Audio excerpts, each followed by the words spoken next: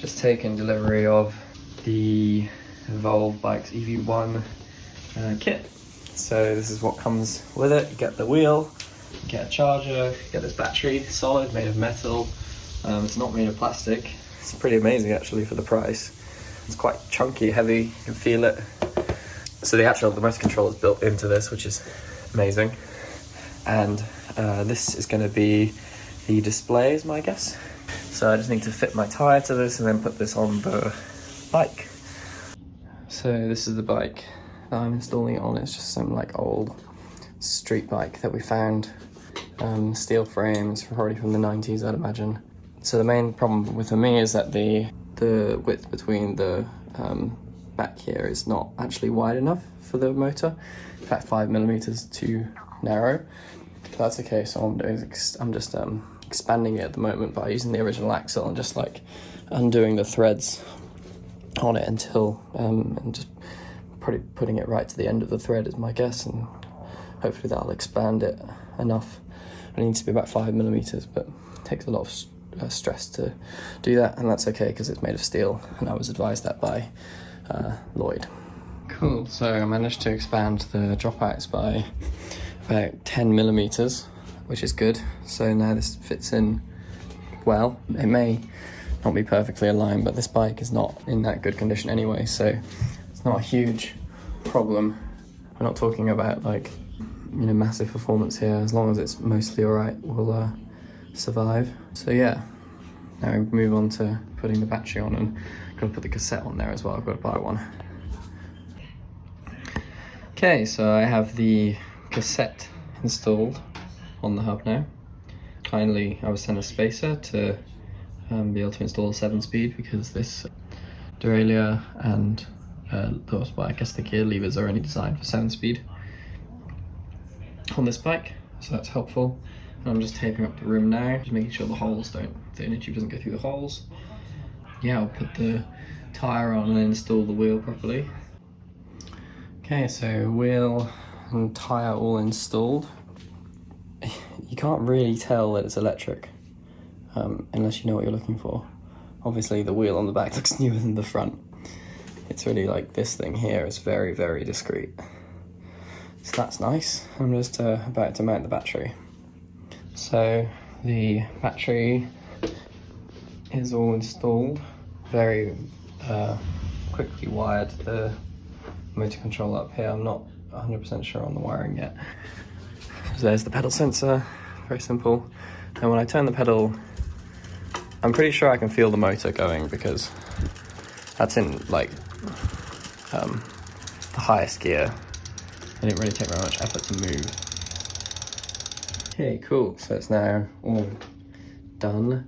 Earlier when I thought that the pedals assist was actually working, it turned out it wasn't, because until the display's on, the pedal assist doesn't actually kick in anyway. But we can see it working now.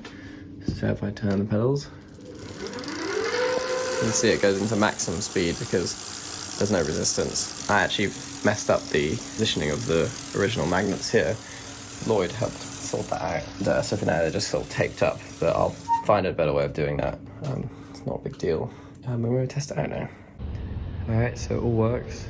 This is going to be a little overview of the Evolve Bikes eV1 kit.